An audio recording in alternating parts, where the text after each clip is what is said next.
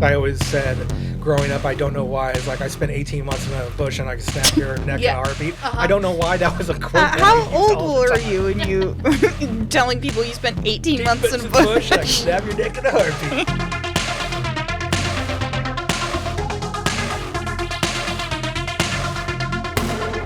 Welcome to another episode of the Creature Podcast. I'm Mike. I'm Lindsay.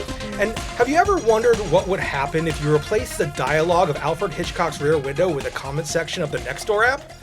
Well, we're talking about 1989's The Burbs, written by Dana Olson and directed by Joe Dante. He's our first recurring director. Last talked about him on The Howling. Of course, he's Piranha and Gremlins and Inner Space. All those things are good. But what I learned last night is he was the creative consultant and the director of almost half of all Erie, Indiana episodes. Love Erie, Indiana. I know. You and me and like 4 other people on the planet.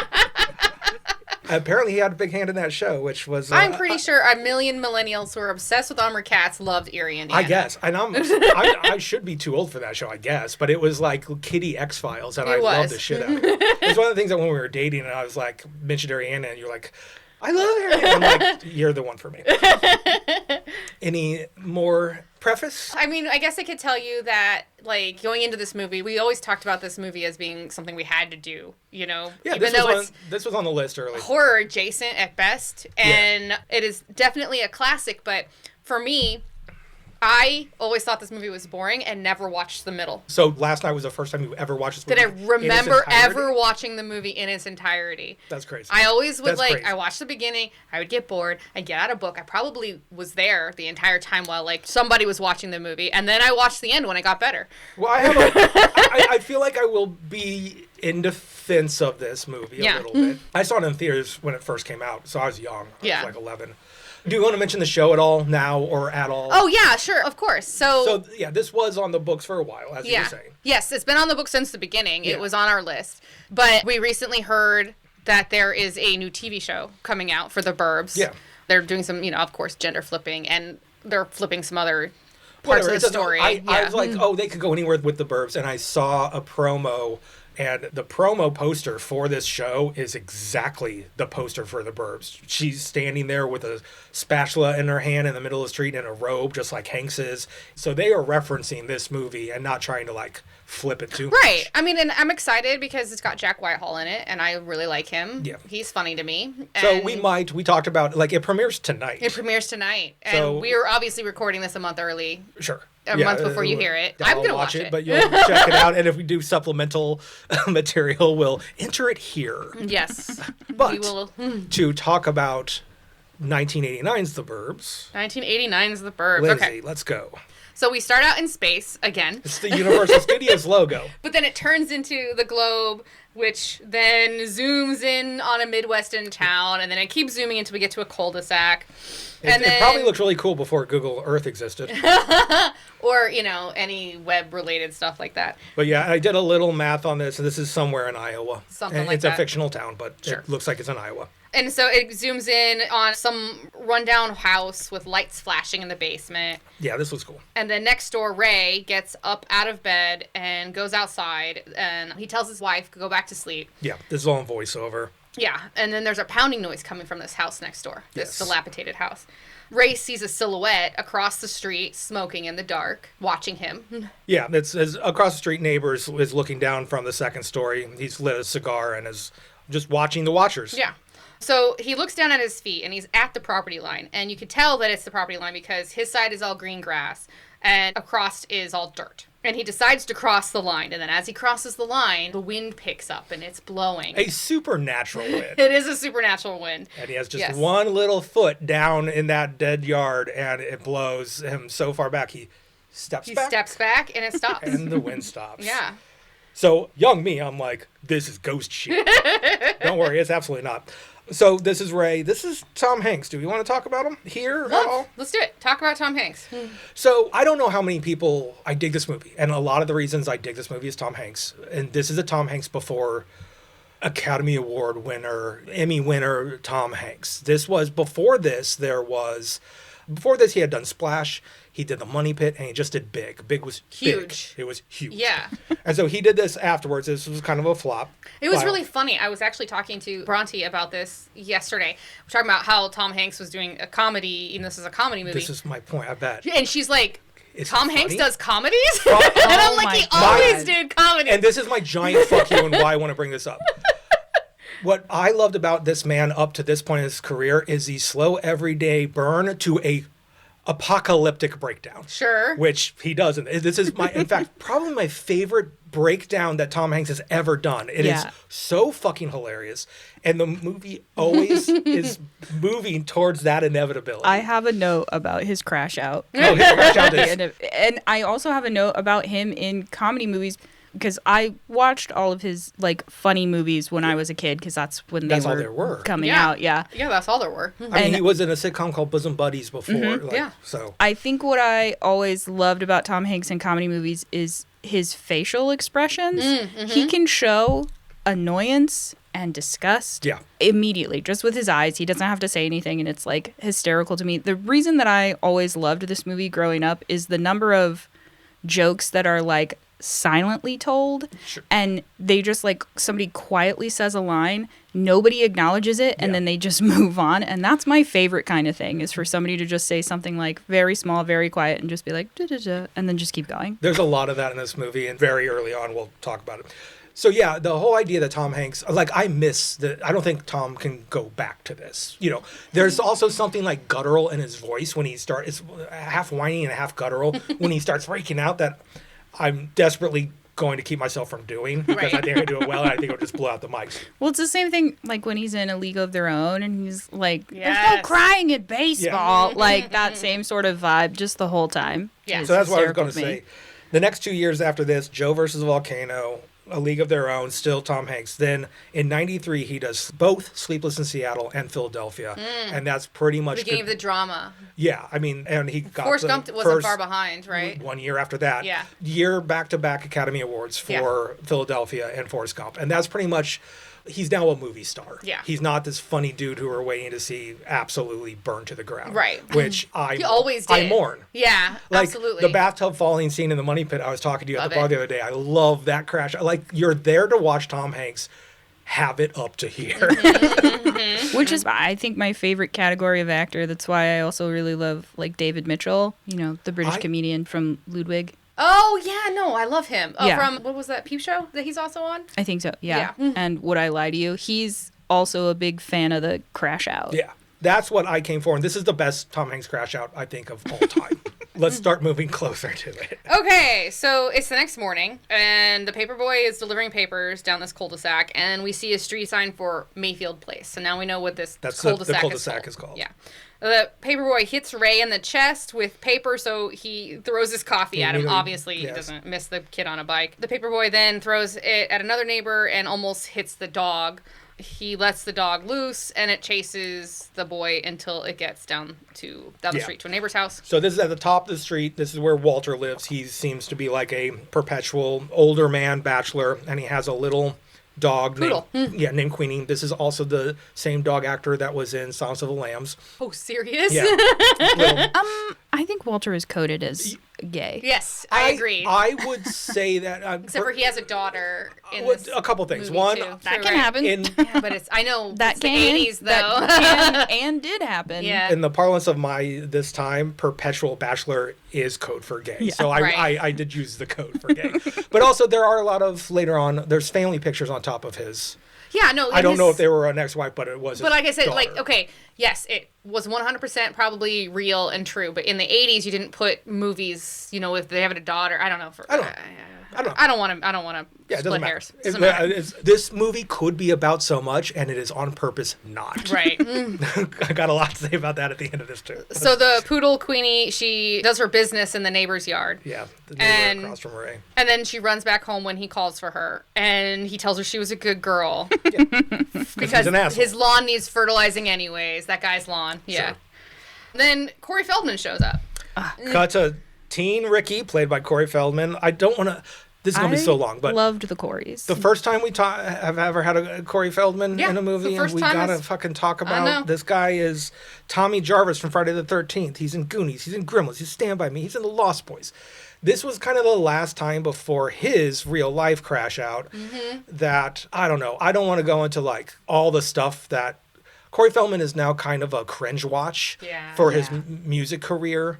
No shade on people who like Corey Feldman's music career, I guess, but he just was so much a part of our childhood. Yeah, absolutely. And this was like a cool dude, teen Corey, who's like, I'm not Mouth from the Goonies anymore. I'm a cool guy. And it worked to the extent that a 1989 cool guy could work. Yeah, he's definitely like a burnout slacker. Yeah, he's introduced by walking up to his perpetually unpainted house and banging down a paint can and just splashing white paint all over the place. Yep.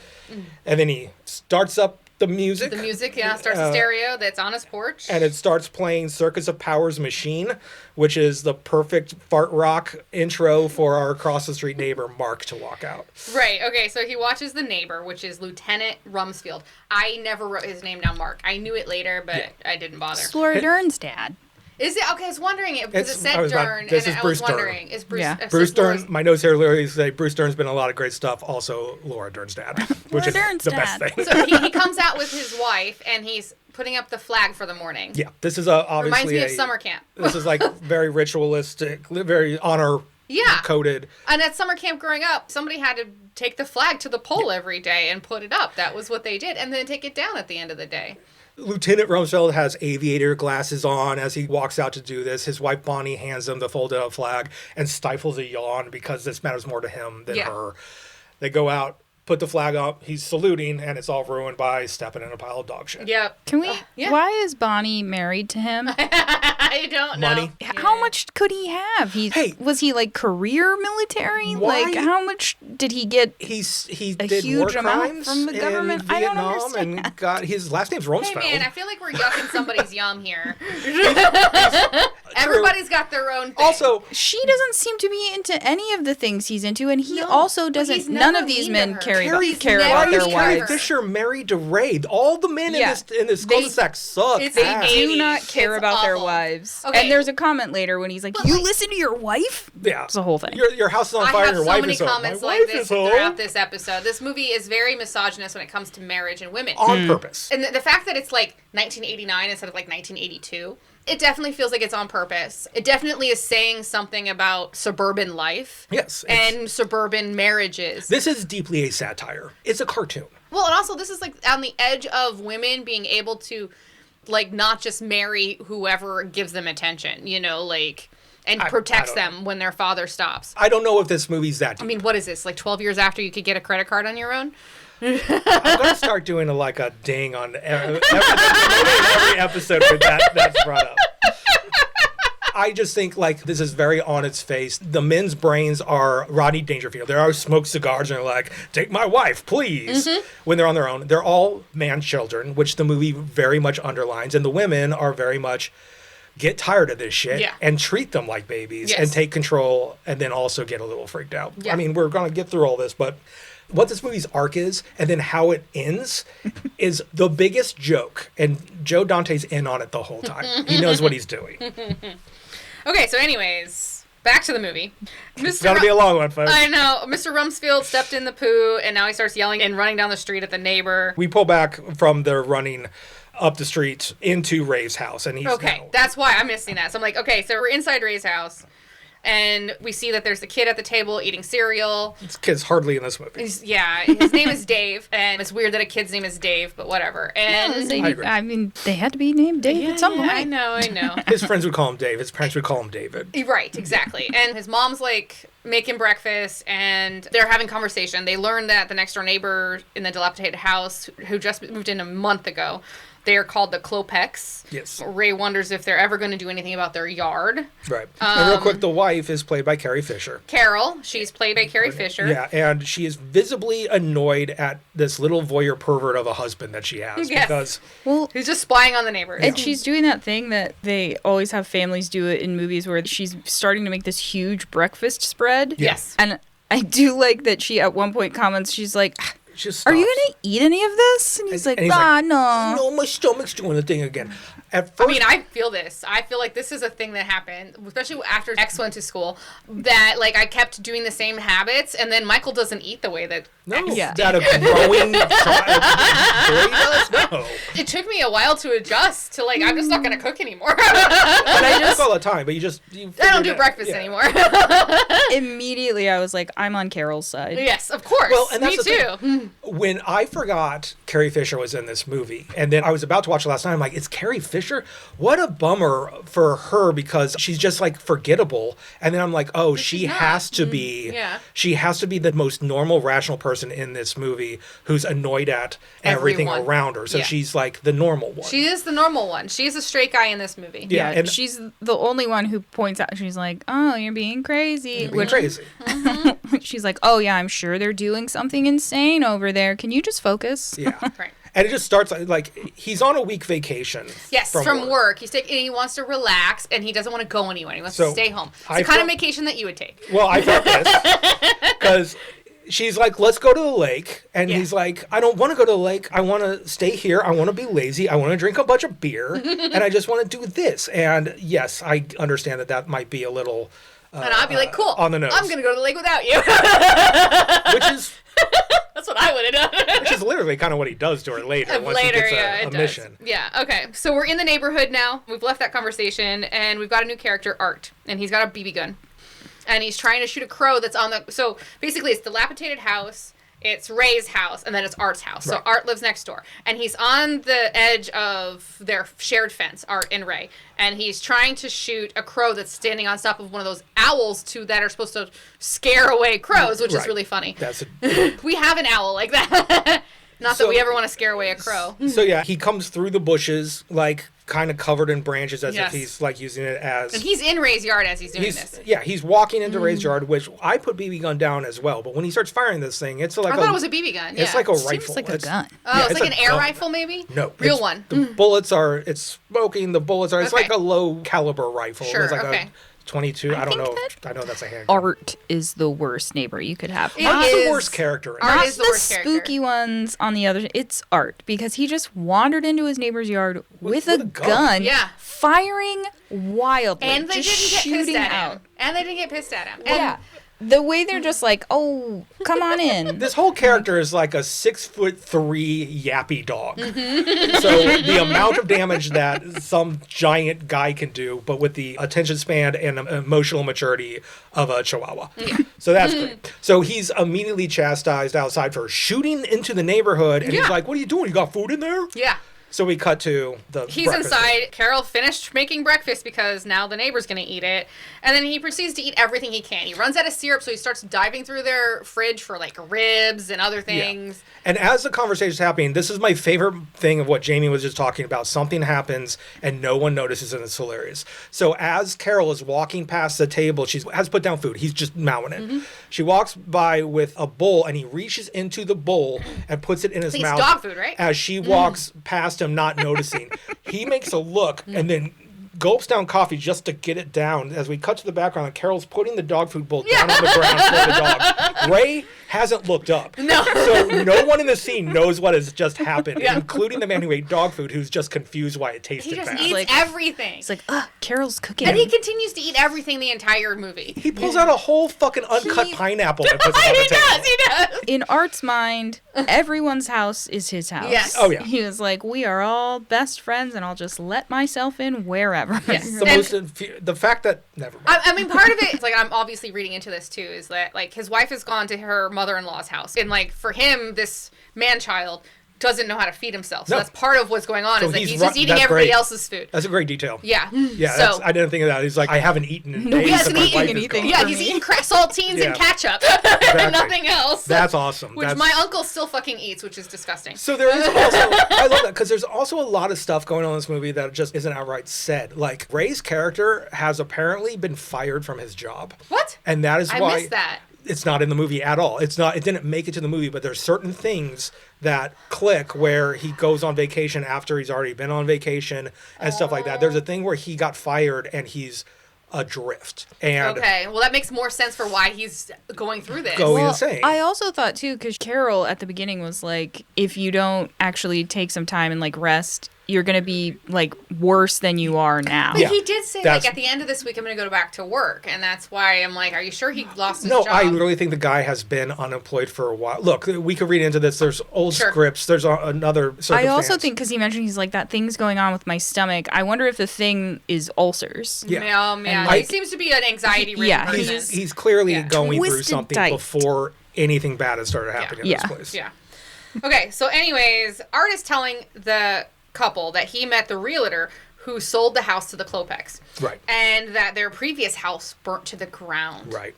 And he calls them the neighbors from hell, which is so crazy. I was literally, why are they their neighbors from hell? Thank you. It's so crazy because their only offense so far is not maintaining their yard. Yeah. They've been there for a month and they're not very... They've been here for a month. They haven't yet gotten around to their yard. I'm pretty sure, like, if I were these people, I'd be like, you're supposed to do the yard in the fall and it's summer, so... No, man. I'm on the whatever... I haven't watched this movie in a long time, and in this viewing, I'm like, fuck, I'm the Klopeks, aren't I? Yes. Because I don't talk to people, and I maintain my yard up to the bare-ass minimum because it's grass outside. Yeah. What do I care about that? Well, that's what I like about Carol in this movie, because I was like, she's real big into, like, let's just mind our own business. Just mind our own business. Why are you in everybody else's fucking face? Let's stay here and just do our shit. And I'm like, I'm with you, Carol. You can be my neighbor anytime. That's the normal Leave your way. husband out of here. Yeah. You can come. So Art tells Ray that he's been watching the house and no one comes in and no one goes out and there's no deliveries. And you've never seen them. So who do we think they are, you know? What do you think they're eating over there, Ray? So then the son, who hasn't said anything... finally speaks. I know, he speaks and he's like, well, there's 3 of them. And they only come out at night. And Ricky Butler says that they're nocturnal feeders. And then I'm like, so does every movie that Corey Feldman is in have to do with vampires? No, there's a weird parallel to this one that I'll bring up here in a second. Okay. And then he's like, last week we saw them digging in the backyard at night. Art's like grave diggers, and Ray's like, okay, we're breaking up this conversation with my son. We're not, Art's not talking to my kid anymore. Get the fuck out of my house. Good call, Ray. Ray's also visually, he's like, oh, you stayed home and didn't go with your wife. So he's like bummed out that this man's going to be home the whole while time he's his home. vacation. Yeah. Okay, so Ray and Art are outside. They come out of their garage. Ray is wearing regular clothes, so he obviously like got dressed. And he's like, what are we going to do today? And Ray's like, I'm thinking about installing one of those electric garage door openers. And I'm like, aw, dated. I mean, we don't have one. We don't have a garage. That's why we don't have one. But they have a garage. You have an electric door opener if it worked. Yeah, the door's out of the rails, though. I actually think a garage needs to be like not leaning to a side in order for windows to work. Our garage is crooked, so the rails are crooked, so the doors... Hey, man, our houses are over 100 years old. Yeah. We're allowed to have some wiggle here. Anyways, so Art then notices movement at the Klopeks house, and we see a youngish man come out with bright red hair, and Art starts calling for Ray to join him as he's walking towards the street to spy on the neighbor. And everyone on the street now has noticed that one of the Klopeks is outside. Because, like, the lieutenant and his wife are in their garden. Well, that's what I was going to say. So the lieutenant and his wife in the garden... Ricky has next door to them is admiring quote unquote painting is admiring the lack of tan lines on Bonnie. Yes, that's right. Because she's wearing a very strange swimsuit that's got like petals on it that just open up. Yeah, the way the like shorts and she's are put gardening together. in a swimsuit. And whatever that piece of clothing is. To this, Lieutenant Rumsfeld says, that kid next door is a meatball, which is a weird thing to say. And just makes me think of the movie Meatballs. I realized last night how much of this movie I used to quote. I used to say so many lines from this movie. I believe you said you called one of his friends a meatball at some point. I know. Anyway, what's very weird about that is 2 or 3 years from this movie in 92, Corey Feldman's going to star in Meatballs 4 as a character named Ricky. I love that. That is a monumental coincidence, or someone who made Meatballs 4 was like, I remember the Burbs and I want to call Somebody you Ricky. Did the same character? Because it would be interesting the if last they were names like, are different. Oh, damn. That would have been hilarious. Yeah. They're like, what if we just take Ricky from the Burbs and we put him in this camp? So anyway, this is a really beautiful scene in which the camera is behind the head of the young Kolpek who has come out on his front porch. and is watching him as he does a pan of Across the everyone on neighborhood. this sunny day in the neighborhood staring at him. Yes, and he gets a little frightened and he backs up into the clearly house. timid. Yeah. And he should be, because this movie is making no mistake that these people on this street are fucking assholes. They're rabid assholes. All of them are the Yes. worst people on earth. And the only thing this kid did was come outside and get the mail. Yeah. And everyone treats him like Dracula just came outside to get the mail. It's crazy. Hey guys. Yeah. So Art and Ray are now daring each other to ring the doorbell. Because And- they're 12. Because they're 12, yeah. And Ricky is like cheering them on from down the street. And everybody else is just An watching them. Age appropriate one to be like, you should play Ding Dong Ditch is Ricky, and then the other two, what is happening? Well, so they get up to the porch, and Art's foot falls through the porch. Ray knocks on the knocker, and the 9 in the address falls, changing into 669 666. turns to 666. Yeah. And the whole address medallion thing then breaks off the house and knocks the porch light off, which then exposes a cache of bees. A beehive. Yeah, under that there. has taken place in the walls. And so then they get attacked by bees and they start running, and the lieutenant is trying to get them to run to him because he's got a hose to blow off the bees. But the hose, he's running towards them, and the hose runs out of slack, and he gets yanked back and falls on his This is a ass. comedy of errors type of movie. It just shows how dumb all these fucking guys are. So Ricky and Dave are just watching the fucking adults be crazy. Ricky's laughing, but his son... Dave looks He's just he's so so embarrassed. sad at his disappointed. father. He's so like- embarrassed. But, like, the entire movie, Ricky is just, he loves watching his neighbors. that's what be I was crazy. the whole thing. I have never been bothered by Ricky the teenager because he doesn't really he's not really causing And he's trouble. super polite the whole Ricky time. the teenager is the best character is. in this movie. He invites his friends over. He's like, "Come on, let's hang out at my house, and we're gonna watch the Don't go to neighborhood." McDonald's. Yeah, I called the pizza dude. Yeah. Yes. Got pizza for He's- all his friends. He is the best version of this movie, which is just, I'm just here to watch. I'm not here to hurt. I'm just here to watch the show. And when they ask him for help, he's obliging. You know, Yeah. absolutely. Well, and he also calls them like Mr. Whatever Yeah, he's when so he's talking polite to and he's always respectful like to his he's like- neighbors. yeah, Yeah. I'm like, I think there's this part that, and it's probably part of the movie that the other people in the neighborhood might see him as like a delinquent because he's got because like he's wearing leather and tie-dye. yeah, it's like he's got long hair and he's It's a weird playing his combo. rock music, but he's like 1989. the nicest kid Yeah. who just wants to hang around his house and watch people in the neighborhood and hangs out with like the neighbor kid who is way younger than him, doesn't pick on him, doesn't bully him. he also It's hangs just out with the mentally challenged big guy Art who lives He next does. door. He does. We'll get there too. He's like, some of my friends are 11, some of them are 40, 40. Yeah. whatever. He's like, whatever, dude. I'm going to order some pizza and watch the show. You guys want some pizza? Which has also reminded me that he was the voice of Donatello in the Teenage Mutant Ninja Was Turtles. he movie. really? I did not remember. Maybe that's why they were like, we Pizza, gotta do yeah. the pizza. Okay, so the whole neighborhood is all staring at the house, and somebody in the upstairs windows drops a curtain. Like, we're seeing that somebody was out there Right. looking, and then they drop the curtain. As Ray and Art leave, you know. Yeah, so real quick here, Mark sprays them down to get the bees off Yeah. of them.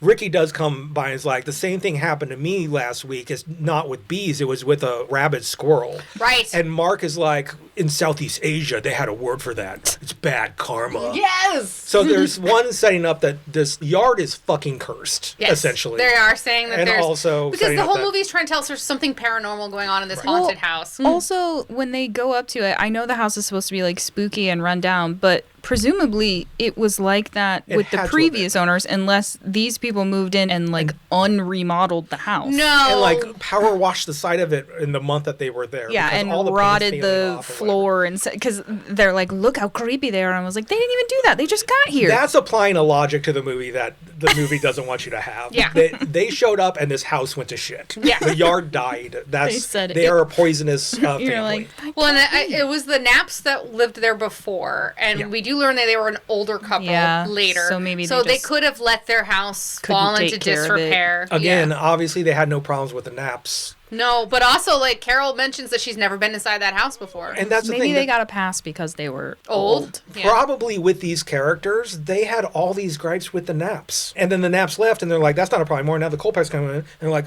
oh, here it goes again. Yeah. Bad neighbors. And I'm like, maybe you guys You guys, are the bad they are neighbors. the bad neighbors, and that's the whole point of this movie. Yeah. Okay.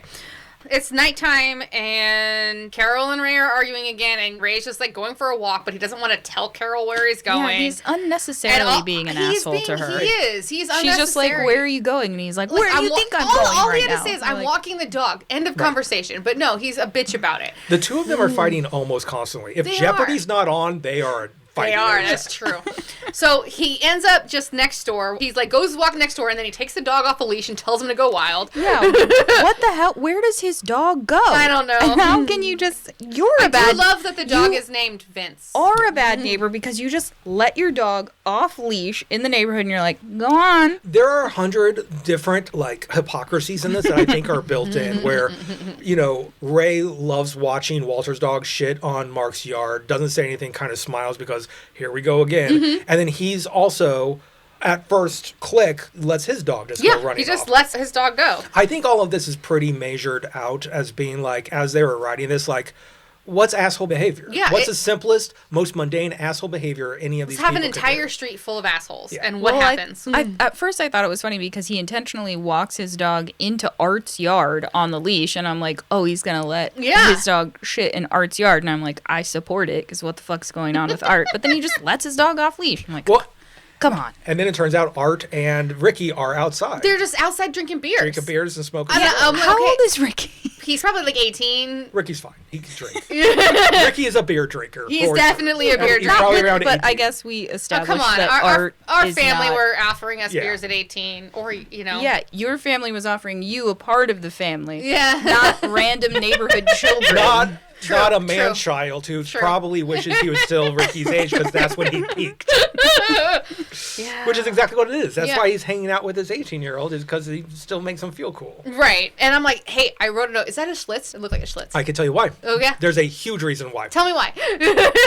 Makes me want to have a Schlitz. So let's just do that at the end, because that's such a big... Okay, Schlitz, we'll do it at the end. You just popped up Schlitz to me, and I will spike it home at the end. You will spike it home at the end. All right. So Art whispers in Ricky's ear that Ray comes over to smoke cigars and his wife won't let him, and I'm not supposed to know that. Right. Which is wild, because if you ever smelled a cigar, there's no way you sneak a cigar. No, because it'll last everywhere, but whatever. And then Ricky has some weird poetry thing he does where he's like, green sky at morning. Well, it's an old sailor's Neighbor thing. Takes warning. Green sky at night. Neighbor take flight. Right. And it's instead of neighbor, it's sailor. It's okay. It's a nautical thing where you look at the sky and you do whatever. Right. And then as they're talking, Art starts to talk about a story, and I literally am making Michael do the story. So Ricky starts talking about the 1977's The Sentinel, about a Brooklyn brownstone that's over a gateway to hell. This is the first of 3 times it mentions a movie I wish I was doing for the podcast. A little bit more than this one. Write it down. Oh, The Sentinel's fucking bonkers. Okay. Because the idea is after the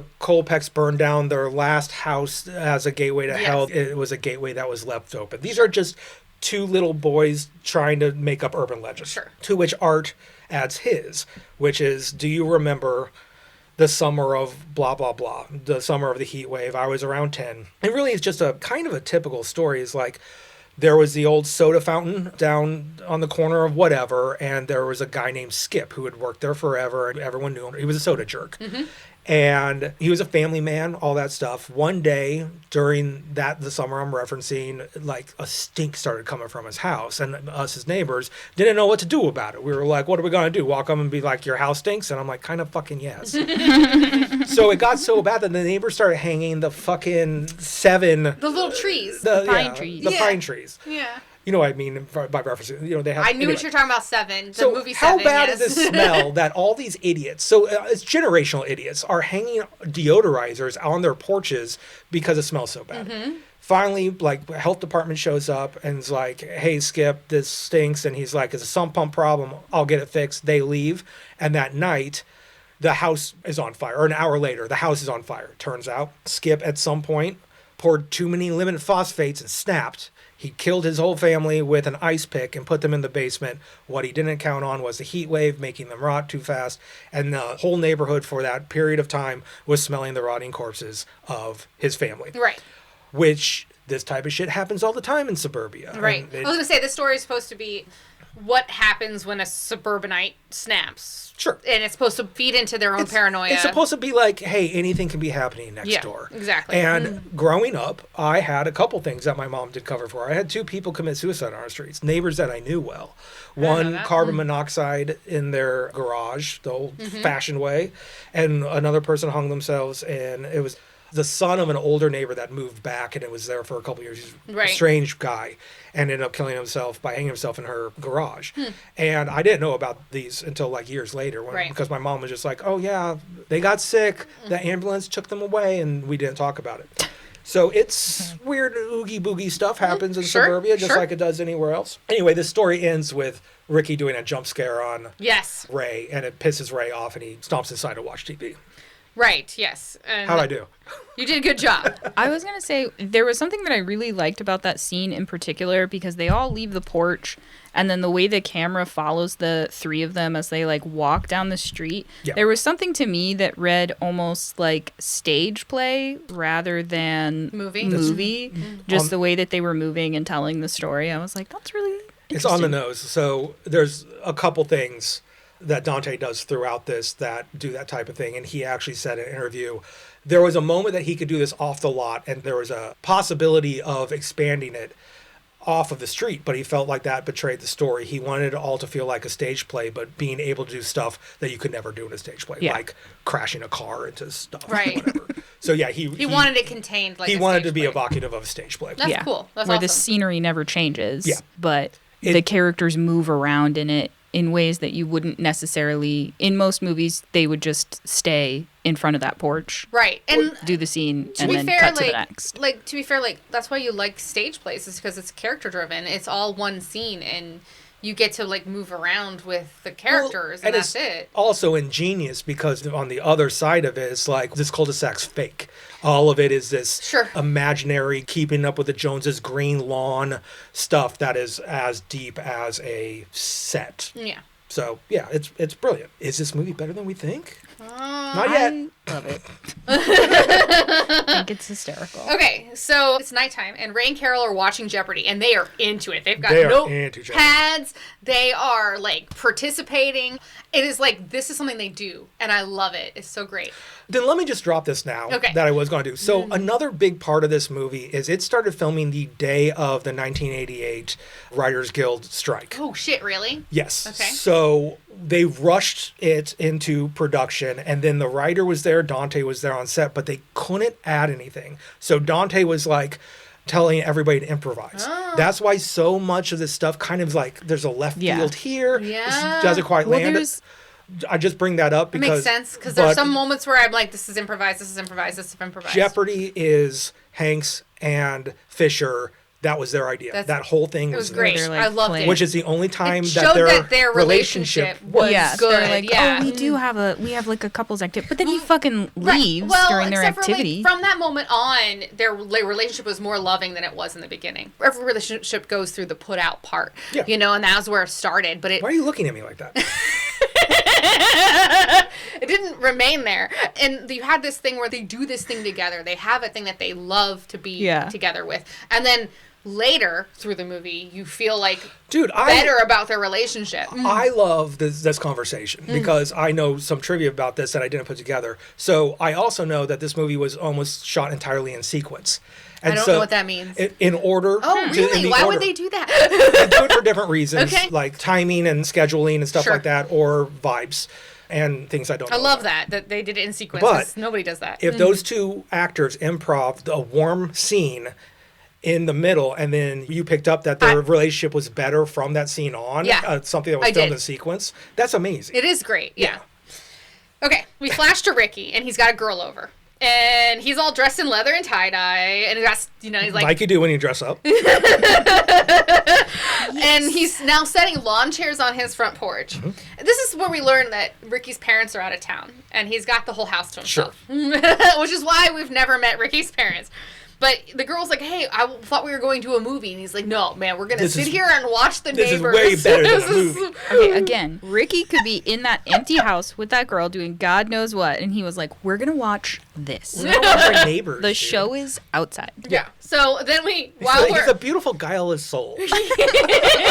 as the teenagers, we're watching Art sneak out of his own house and knock on Ray's window. And Ray and Carol are in there doing Jeopardy.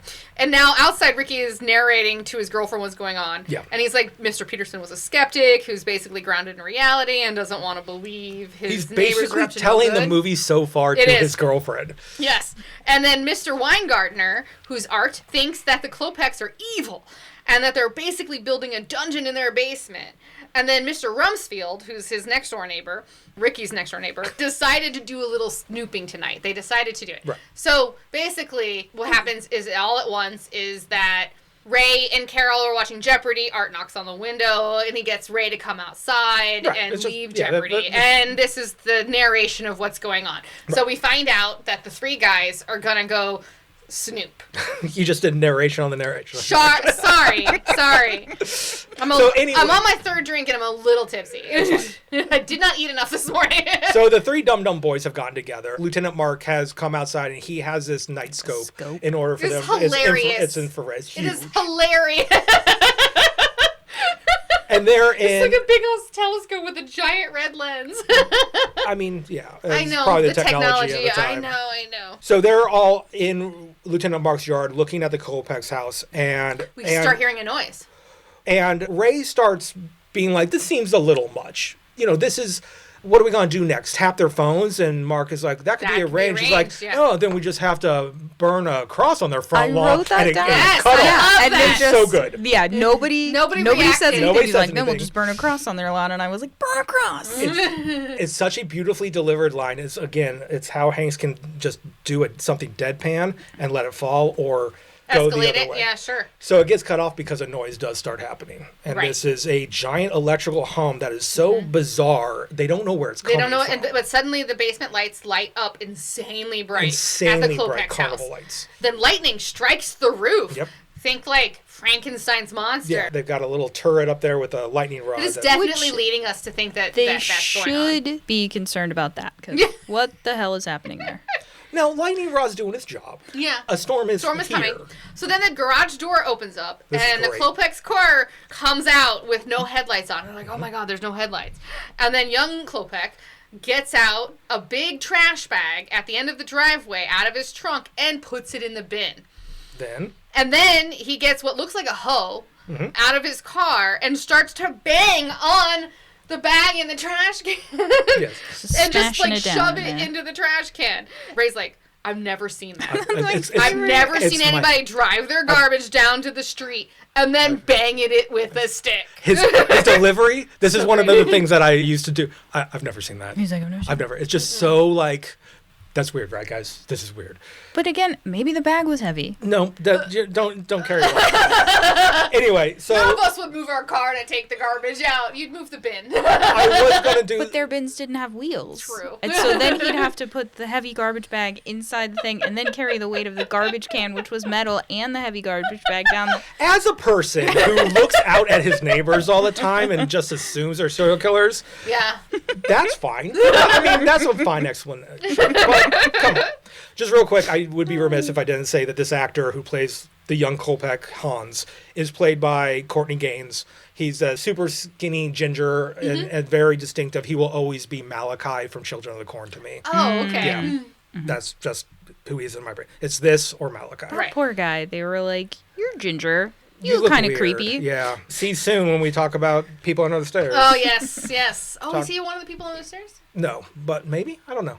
Okay. I'm just talking about like weird-looking boys who... We were doing that movie this year. That's on the schedule. We are.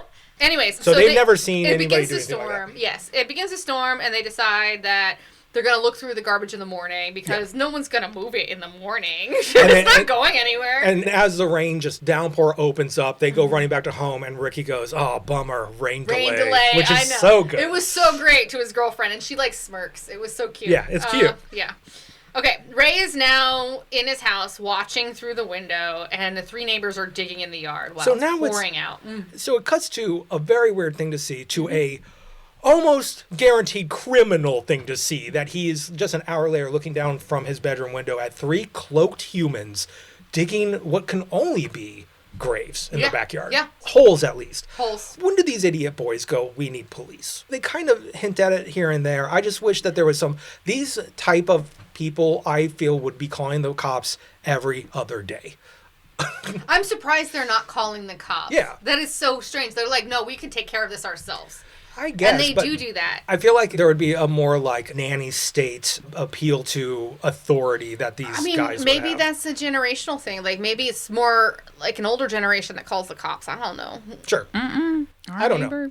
Maybe it's just like if we put cops in the Sorry, I screenplay, meant a it would later muck up. generation, not an older generation. Just Sorry. like the generation after. Which, what the hell is that about? Okay, it's 1989 and these are adults, so it's not Generation X. Was this the boomers this is boomers? My parents' age. Yeah. Okay. So like, it's got to be. We started like saying, "I'm not fucking doing that," and we're gonna let the cops deal with it later in later generations. At what point did they start being like, we should call the cops for everything? I don't think it's generational. I just think these type of people would be HOA, nanny state, like screamers about your yard is half an inch too long or whatever. It doesn't matter because two beautiful garbage men are showing up the next day. Yes. Okay. The next morning, the garbage men show up, and I love how one has a rainbow on his pocket. I love that. Okay. So He was in Star Trek. So we're just going to... The taller, thinner one, he was in Star Trek. He was recognizable, but I didn't know where from. I don't know what character he played, but I know he was in there. This is going to blow your mind. Okay, blow my mind. So these are two very frequent collaborators with Joe Dante. The taller guy with the rainbow is Robert Picardo, which you're correctly he's a holographic doctor in Voyager. Oh, like wait,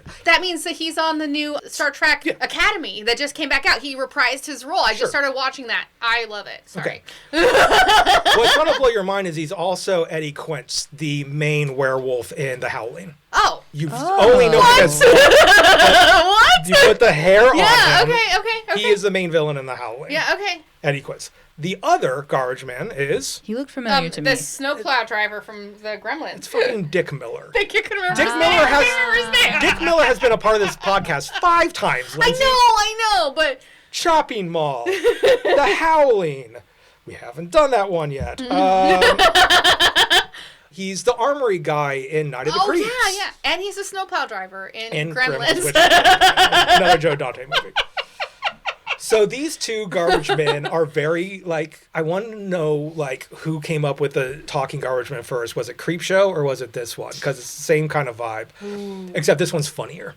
So no, yeah, this one's funnier. Robert Picardo's character is trying to get Dick Miller to... Creepshow came out earlier. Yeah. He's trying to get Dick Miller's garbage man to go and see a crystal healing new age doctor. Yes. And he's like, I can't. I got bowling that day. He's like, you really got to see this man. He knows about things like laying on hands and whatever. He's like, could you lay on some hands and throw some garbage in there? The banter's great. They're awesome. As they're bantering, Art runs out of his house trying to stop the garbage men from picking up the fucking trash. Calling them garbage. Yes, Garbies, stop. Shouldn't they know the trash day in their neighborhood? They should know the trash day in their neighborhood. Fucking shocked that the trash is being picked up. All 3 of these boys were like, I don't want to stay in the rain and do this thing. And then all 3 of these boys slept in. That really tells you. More than likely, in their marriages, their wives just say, take the trash out. And they take the trash out when they're told. And they don't do anything else to recognize when trash day is. Unlike my lovely husband, who does all of it. Yeah, I don't remember any of it. So we don't need that. I don't even remember what day trash is. Anyways, okay. So Art runs out and starts dumping garbage all over the place. He starts just ripping the garbage because they're right in front of the Klopek's house. And so he starts like dumping out their trash, and then he can't find anything. And so he actually gets into the garbage truck while the garbage men are yelling Lieutenant at him. Mark has now joined, running outside with half of his face shaved. Yes. The other half with the cream still on. He also starts jumping in there, also being an asshole, telling them, we pay your salaries to the garbage men. I was like, well, you pay their salaries to take out the trash, and you are now preventing them from doing their job. From doing their job. These are the type of assholes I deal with at as myself, a public also servant. Because they're like, who's going to clean this up? And he's like, you're going to clean it up. And I'm like, you're the garbage man. I was like, no, what the fuck? You clean it up. You made the mess. Meanwhile, Carol and Ray have started fighting about the fucking lake again. Sure. She's like, you're freaking out again. I'm worried about you. You're doing all this watching. We should just fucking go to the lake.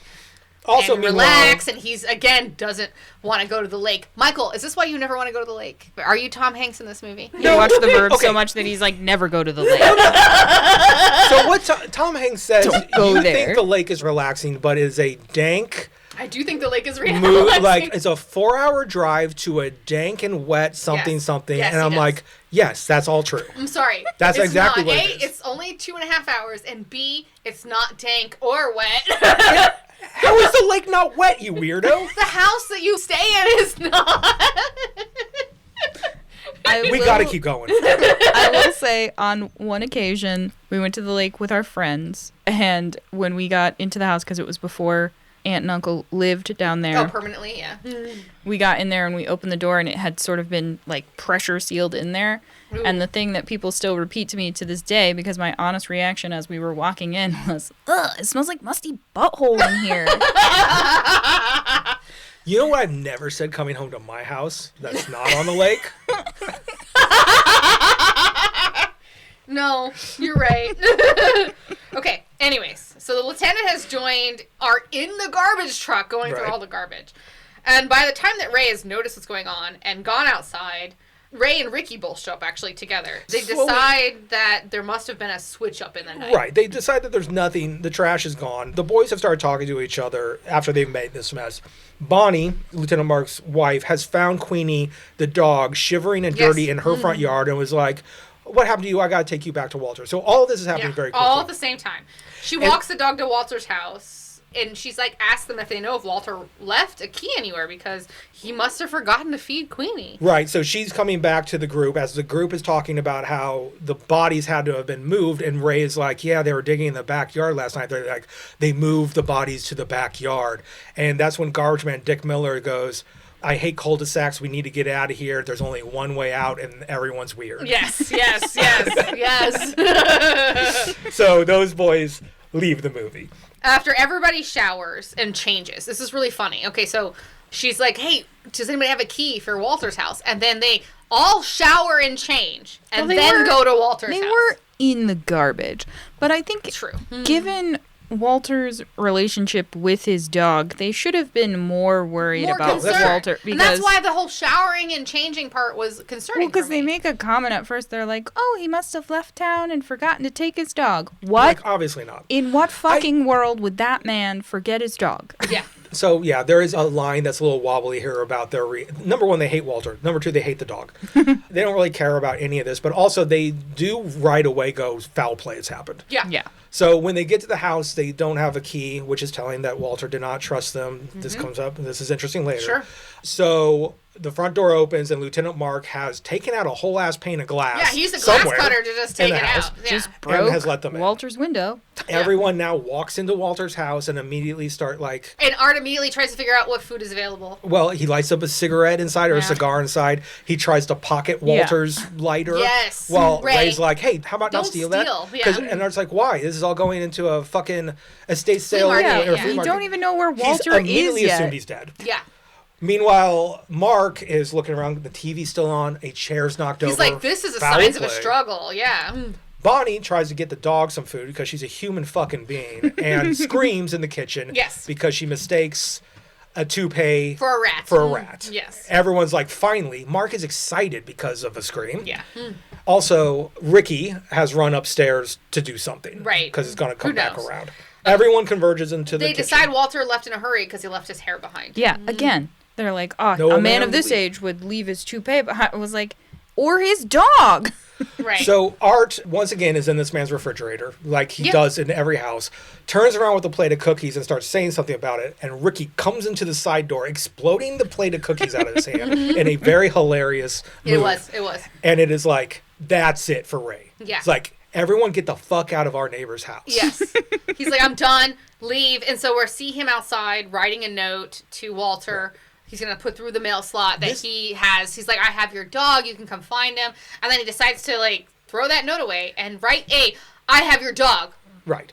He keeps trying to elaborate to why it would make sense that they've done what they've done. That they broke the window. They broke shit. And he has to just simplify it to, Walter, I have your dog, Ray. Right. And he puts it and the toupee into the little mail slot in the front door. Yeah. That's gorgeous for the screenplay, but also I love watching Ray in this house try to herd these fucking cats.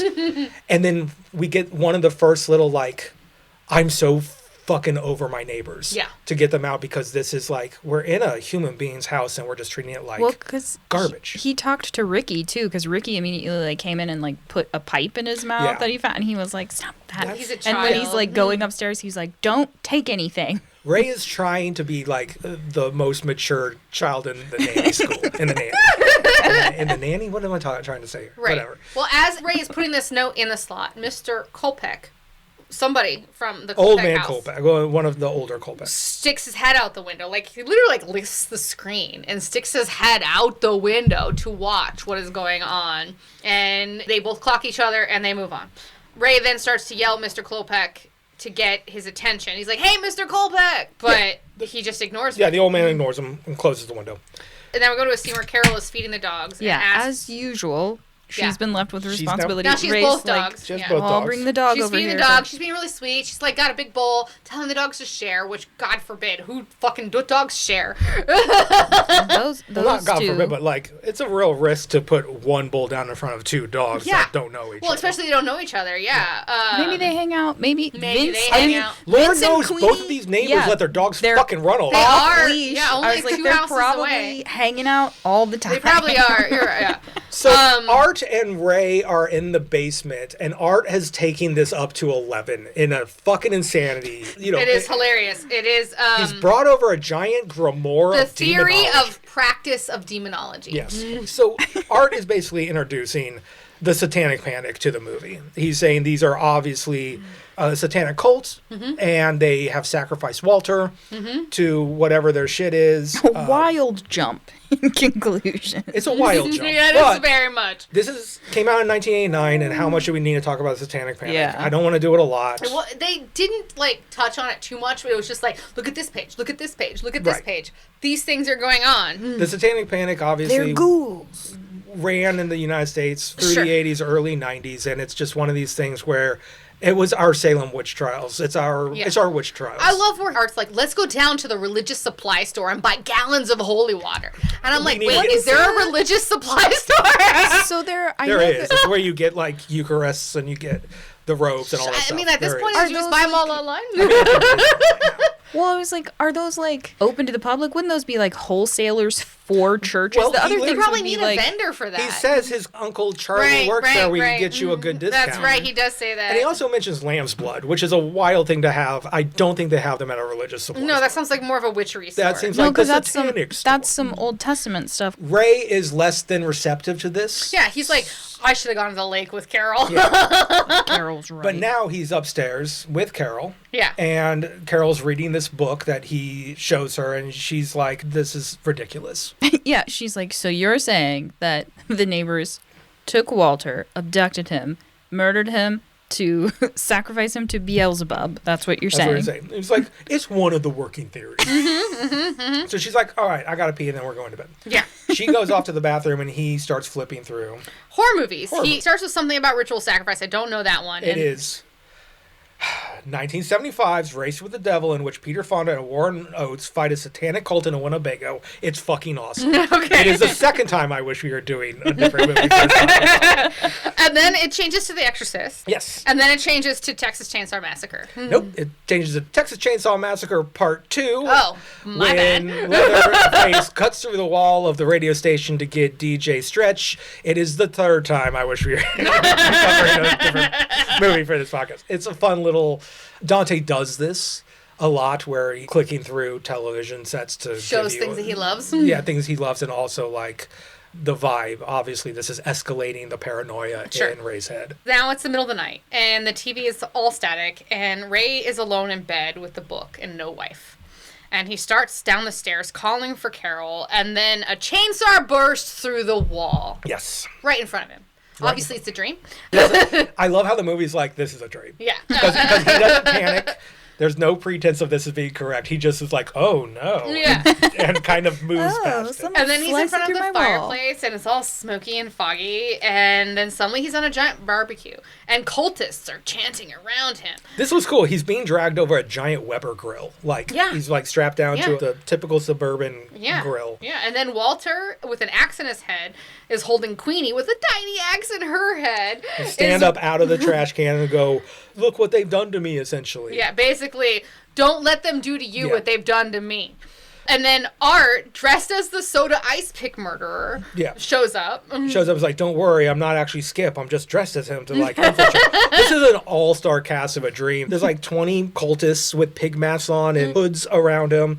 Hans is there with the chainsaw. Right, and then Mr. Dick Kolpeck, Miller, the garbage man, shows up. Yeah, he's in there too. Everybody's in there. And then Mr. Kolpeck, as one of the cultists, is telling Ray to mind his own business. So this is then goes to stab him, and Ray's yelling, okay! Yeah. So this is actually the first time we see on screen the third Kolpeck, which we'll just save for his intro later. Sure. But I do love that he's just like, mind your business. And Ray's just like, okay. Because that's really the point of this fucking movie. Mind your business. I love this part. Okay, so now it's the next morning, and Ray is so traumatized. He's watching Mr. Rogers' Neighborhood. And it's Won't You Be My Neighbor is being sung, which is maybe he should take that into his heart. And then he's gone outside, and he's drinking orange juice. He's got a raised, second level deck. Yeah. And the lieutenant and Art are outside asking if he can come out and play. It's the most on the nose. Yeah. Two little boys asking for a boy who's been grounded to come out and play. And Carol comes out and is like, no. And they're like, please. And she's like, I think you have my answer. Mm-hmm. She's talking to two 10-year-olds. Yeah. She's like, he cannot come out until he resembles the man that I married. It was really funny. And one of them turns around and kind of kicks the stone in the driveway. I know. Yeah, it was very cute. It was very cute little kids. It would be cute if they weren't 40-year-old men, one who served a tour in Vietnam, who needs to fucking grow up and get lives. Right. So then Art and the lieutenant go on their own to the Kolpeck's house. And they slip a note under the door. And they ring the doorbell. And then they ding-dong ditch. Yeah. Yes. Oh my God. Okay, so I love this part where somebody opens the door just enough for their hand to come out and pick up the note. Yes. And then closes the door. So then Art runs to Ray, who's in the backyard. He's been drinking beers and he's taking a nap, which he wanted his vacation to be in the first place. If Art never bothered him, it would have been. Which I love this, because we've now gotten a manic Hanks up to 8. Because he closes his eyes and Art's just talking at him. And he's like, I've just got my eyes closed. Just trying to get some goddamn sleep. He's just fucking...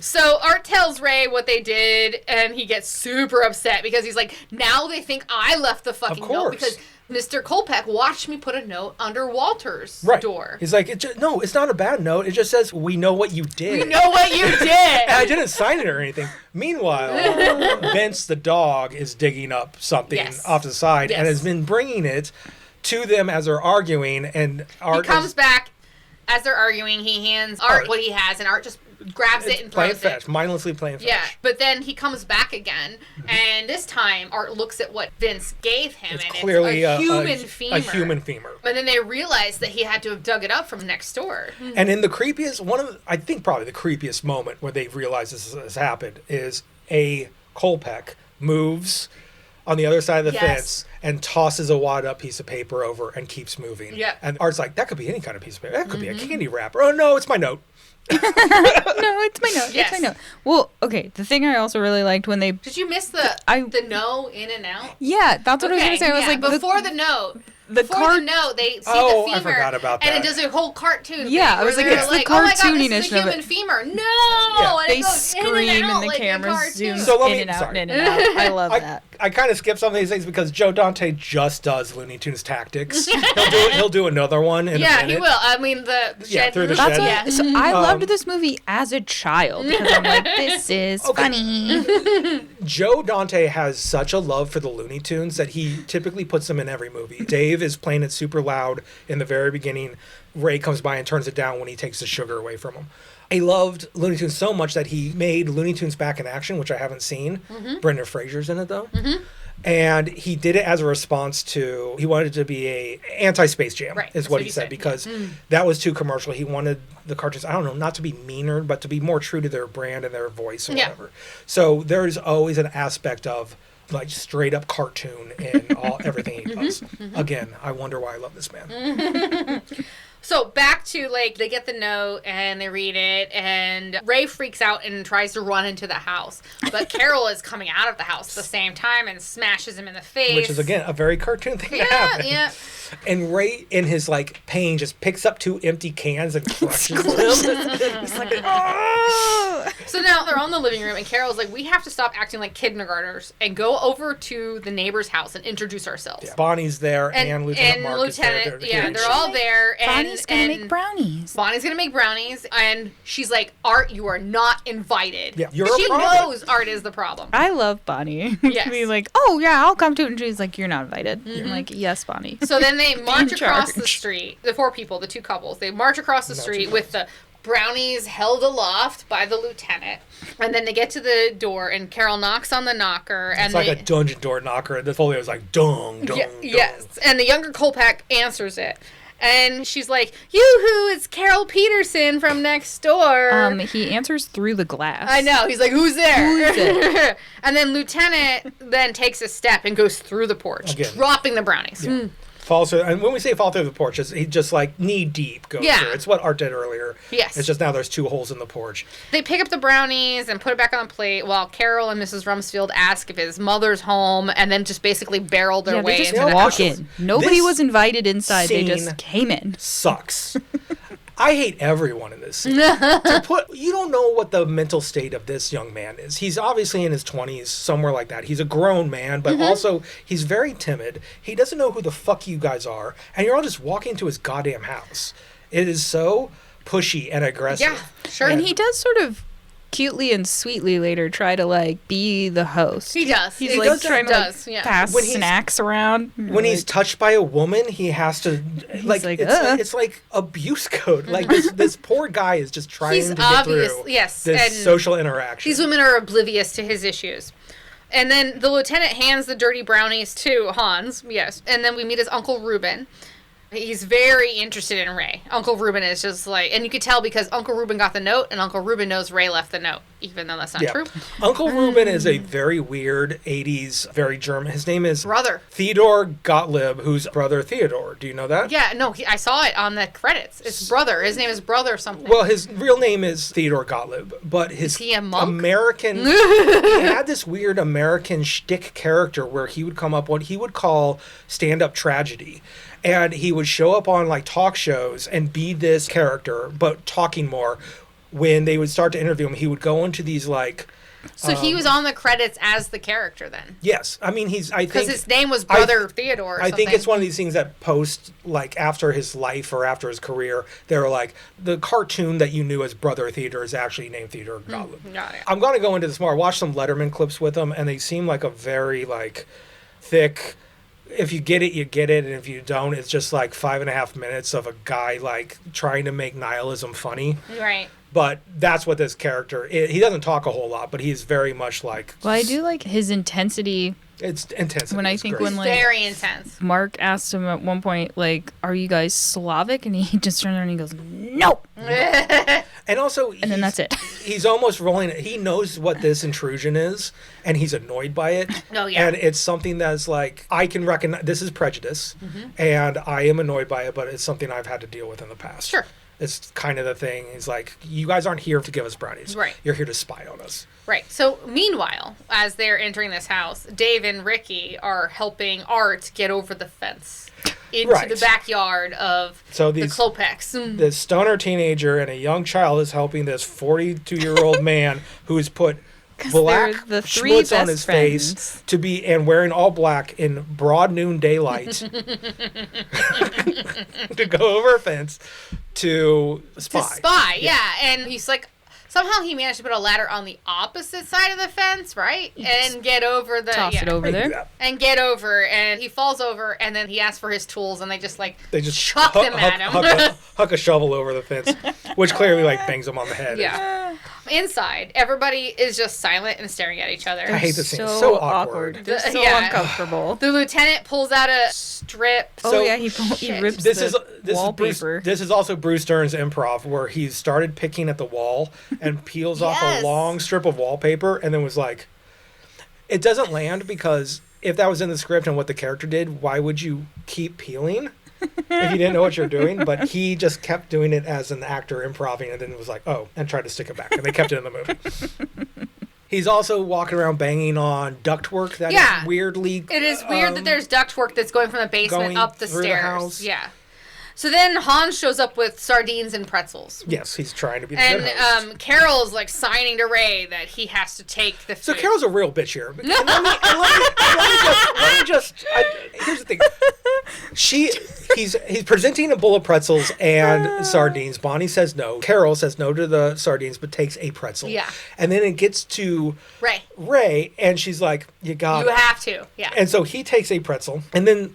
digs around in the wet sounds. The Foley work on that is so... It's so gross. And you can see it. These are real sardines. Yeah. And here's my thing. You love sardines. Small comment. I love sardines. You put it on a pretzel, that'll be delicious. It'll be really good. But he digs it out, and it's a real sardine, so it looks gross. But he's got it's bits on his fingers. off of his fingers. Yeah. He puts it on there, and Carol is just nodding encouragingly as she eats her single pretzel. Yeah. And that is a mean move. Because then... she don't like sardines. She's so sick of Ray's shit by this point. It's revenge. She's like, eat the sardine. It's understandable. Yeah. So then Ray puts his sardine pretzel into his mouth, and it's just crunch and wet. Slow motion eating. He's like, Yeah. And honestly, they definitely are telling us that sardines are gross in this movie. And I love sardines. Yeah. They look gross for sure. Sure. And especially if you're digging two little piggy fingers around. Do they still have their them. eyes? No, most of the times they're headless, aren't they? No, they the one he ate was headless. I saw it. You get them both ways. They're pressure cooked, so everything in them is Do you remember So you're eating the bones and everything. Do you remember the first time we bought a can of salmon for the dogs and it had bones in it and I freaked out? We've learned a lot since then. Okay. I eat dog food now. Tell you about salmon patties. Do you guys eat salmon patties growing up? I learned we didn't even eat tuna patties until I had a boyfriend later in life that taught me how to make them. Salmon patties was a regular staple at my house with that canned salmon, and it was my job as the child to open that thing up and pressure it out of the tube, and then it pretty much cracks in half, and then pick out all the little bones you can find, and then I would squish through it too, because sometimes some of the bones would get lost. And if you've ever of bitten into a bone in a salmon patty, but you can eat all those bones. It's perfectly fine. What are you talking about? It was distressing to me. I should have known for a long time that I was going to be a vegetarian, because anytime I've hit a bone in anything ever, immediately my body was like, hey, this is a thing that was alive. Yeah. Are you fucked up now? And I'm like, I am. I don't want to eat that anymore. I had to get all the bones out, because if I bit into one later eating it, I would not finish. I would just be like, well. Yeah. And I think I'm the opposite of you, where it's like, I've gotten so great with bones that I'm like, I'm ready to eat humans. Because the thing that I think there are too many of, the thing I don't like the most of, pigs are cute and intelligent. Cows are beautiful animals. Bring me their heads. Bring me the heads of rich people so I can suck the marrow from their bones. Bring them to me and I will forever. You were being crazy. So anyway, what happens next? Okay, this lieutenant starts asking how they like it here, and says it seems to be a good, solid house, and then bangs on the floor, and somebody bangs back. Right. Then he's like, oh, you got somebody tied up in the basement? Right, so Mark this whole time is being a real fucking aggressive piece of shit. He lacks any subtlety. And Ray is getting scared. Increasingly nervous, and he's got this hot thing of tea on his lap, and he spills it, it burns his lap. Well, he has a sneezing fit first. Well, yeah, he has a sneezing fit. Way too much is happening in this scene. Because he has a sneezing fit. We learn that there's the third guy, and it's Ruben's brother, the doctor. And he's like, what kind of doctor, is your brother of yours? And then he's like, why don't you ask him yourself? And he shows up. So the scary shadow. The reveal of this is a giant shadow coming up the steps. It's revealed to be a tiny man. Tiny man. This is unassuming gray-haired man. Yeah. Yeah. Brother Doctor Werner. And he's played by Henry Gibson. He's been in lots of things. Been in lots of things. My favorite of all is being the leader of the Illinois Nazis in Blues Brothers. Right. I was hoping that your favorite would be from the 2001 Disney Channel original movie, The Luck of the Irish, where he played the leprechaun grandfather to the lead character played by Ryan Merriman. Okay. No, there's no way Michael would have ever seen that. No. Every time I see him, I was like, the leprechaun! That's the only role. And I'm sure this man had a prolific career. And I'm like, you're the grandfather. He owned a potato chip factory. Of Elwood Blues, I hate Illinois Nazis. That's where I like him the best from. So the doctor goes to shake Ray's hand, but it turns out he's wearing a glove covered in blood. And now Ray's hand is covered in blood. It seems to be a bloody handshake. He's got a latex glove. Yeah. Meanwhile, like a surgeon's glove. Outside with Art, he's in a window well, just like randomly picking things out of the well, and he finds stuff and puts them in a pocket, like a comb. And here's a weird But sound. something in the basement's making noise. Back in the dining room, it seems that the blood was actually paint. Yeah. And everybody's sitting around the table drinking coffee. Werner is the one of the Colpecks that is like hospitable and kind seeming. He's lit up the place with candles for ambiance. He's got at least social skills. Oh, for romance for the women. Mm-hmm. Romance for the women. Mm-hmm. He apologizes for the red paint. He paints medical pictures because they help him relax. Mm-hmm. You know, everyone is just like starting to calm down a little bit, and it's kind of making Mark get a little heightened because he's not here for this. Yeah. And Ray is nervous. This is where he actually spills his hot drink on his lap. This is where he does, yeah. And Mark says, let's cut the fucking crap here. We're here because we want to know what's in your basement. Is that what he says? What's the noise coming from your cellar all the time? Yeah. He's like, Ray, tell them what you saw. Ray is suddenly in between his wife, Carol, and Mark, and they're both like, let's keep it civil. And Mark's like, no, fuck you. Let's put them to task. And Ray's like, I gotta go to the bathroom. I gotta pee. And runs off. And then he's scared, runs down the hall, and he opens the door as the doctor yells, don't open that door. And suddenly a Great Dane. A giant Great Dane runs out. Runs out of that door. Mark's like, you keep a horse in your house? The Great Dane runs through the runs screen. Through the house, runs through the screen. He chases Art, who's still outside, through some floodlights, setting off an alarm bell, and over the fence. Mm-hmm. Breaks the fence. And so this brings everyone out on the porch to watch this debacle. And Doctor apologized for Landau. His size makes people nervous. Right. So Landru is the name. Oh, Landru. Sorry. And it's only based off of Henry Landru, was a French serial killer that would kill people, burn their bodies, and take their assets. So just think about... Yeah, sure. Okay. Carol then says, we've imposed on you long enough. It's been lovely, but it's time to leave, you know? And they all go. And they're back at Ray's house. And Ray is weirdly confident now. He is now. Ray has shown up and been like, sorry. Yep. Shaking your hand. Yep. This has been nice, and leaves. He does. He is not scared anymore, suddenly. So they're back at Ray's house arguing about what they think happened. And Ray is like, I agree with Carol and Bonnie that nothing is going on. And the lieutenant and Art are super pissed. And Ray asks Carol, can I talk to the boys alone? Right. Because he's like, she's being really logical here. She starts laying into Art, and then he interrupts that. And I was like, let her cook. Let this happen. Art needs to be yelled at. So they go into the den, and the boys ask Ray if he's totally pussy whipped. I'm going to let you guys do this one. Okay, and tell him to take his balls out of his wife's purse. And then he starts digging around in his crotch. And the gay panic sets in. They're like, whoa, yeah. But then he pulls out a toupee out of his pants. Okay, he could have put that in his pocket. Literally anywhere else. Just not up his pants. I mean, his pants are really tight. I just don't understand this scene at all, where it's like, we just had this experience mutually at this neighbor's house, and we're still so mad at you because we insist something's going on that we're going to be like, you're pussy whipped because of it. Yeah. I would be so sick of embarrassment after this interaction. I would just be like, yeah, we're never going over there again. Yeah. You know what? It's mutual now. We just don't have neighbors. We'll just ignore them. So anyway. But anyway, it's like, turns out that because of the toupee. He tells him how, he's like, hey, I had this toupee and I slipped it back into Walter's mail slot yesterday. But I found this at the Colpeck's house right after the dog escaped. And it was mixed in with some magazines that also had So Walter's name on it. Think for 2 seconds what that means, movie.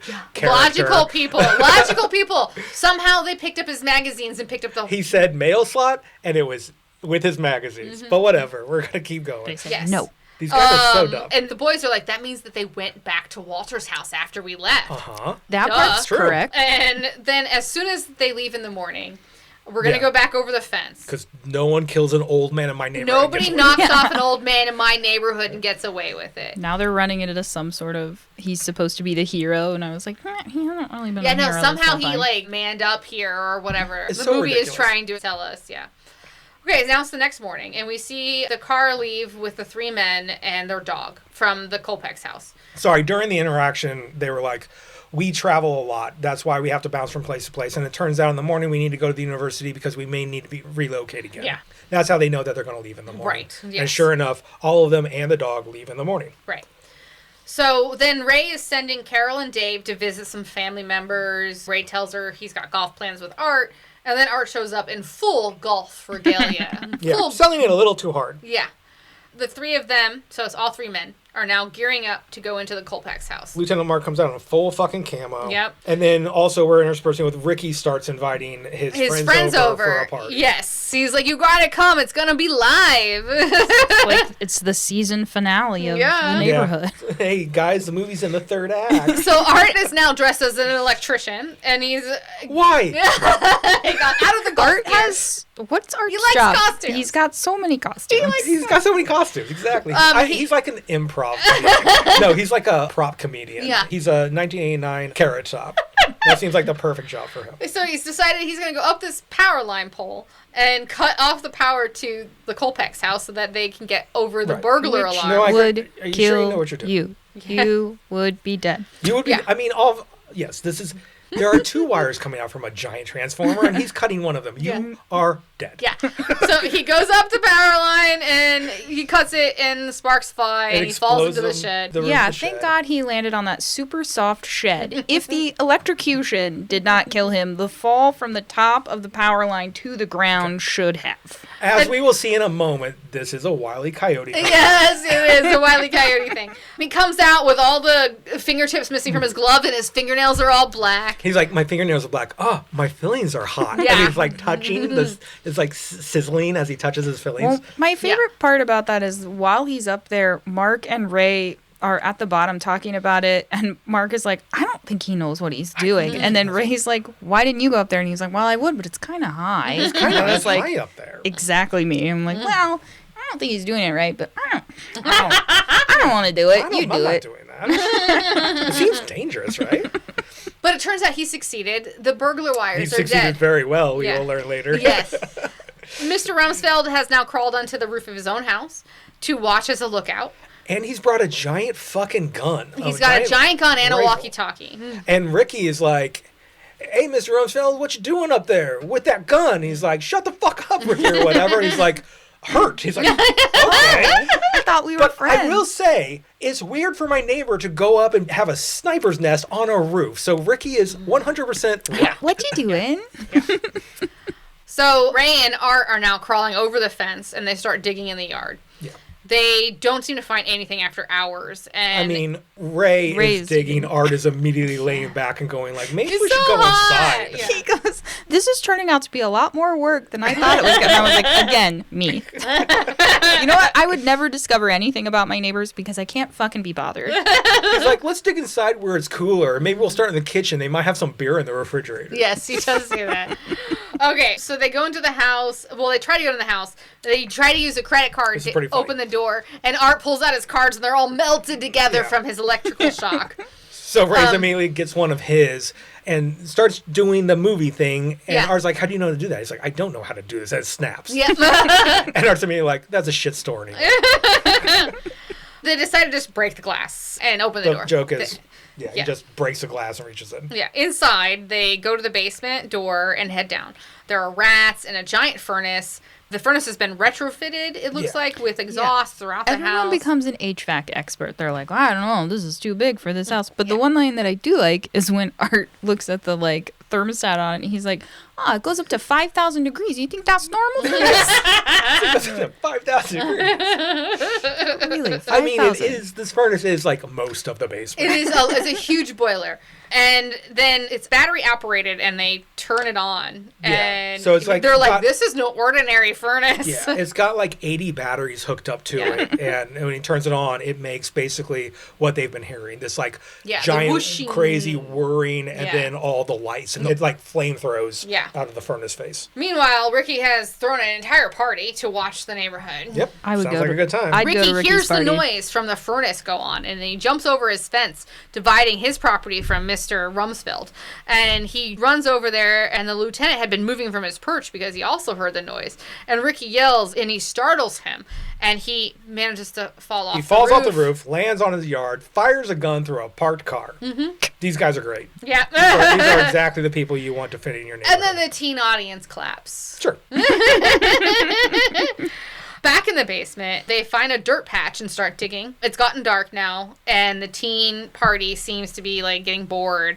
But Ricky's like, man, you guys can't leave. I just called the pizza dude. Called the pizza dude. And everyone's like, yay. And in the distance, we can see the Klopek car is returning. But the Klopeks notice that the light's on in their basement, and they did not leave the lights on in their basement. So they slowly back away. They turn off their own headlights and slowly back out of the neighborhood. Yeah. In the basement, we've seen that Ray has dug a very large hole. Like, and it's half filled with water. 5 feet deep. It is watery at the bottom. And Art's like, dude, man, I don't think they would bury anything this deep. But then suddenly Ray hits something metallic. A pipe. And they get excited. Can anyone... What the fuck are they thinking? It's a giant wet hole through a basement. They hear it hit something metallic. I don't know. That's the scariest thing that any homeowner would... It's a sarcophagus or something. He's like, it's a sarcophagus. You hit it. And I'm like, that's a pipe. It's a pipe. Yeah, they burned his body. They took his bones out to bury them, but put them in a metal sarcophagus. All of this makes all the sense in the world. So, back outside, we see now a station wagon is driving down the street to go to Walter's house. And from the back seat, Walter is being led out of it by 2 other people. And he needs a walker. It looked like he had been in the hospital for all this time. Right. So it's been, 2 fucking days? All this drama is like, we found Walter's body in the hole, and Walter has just shown up. Walter's just shown up. Now, the lieutenant is seeing what's happened and tries to get Ray's attention through the walkie, but Ray is too busy and doesn't notice.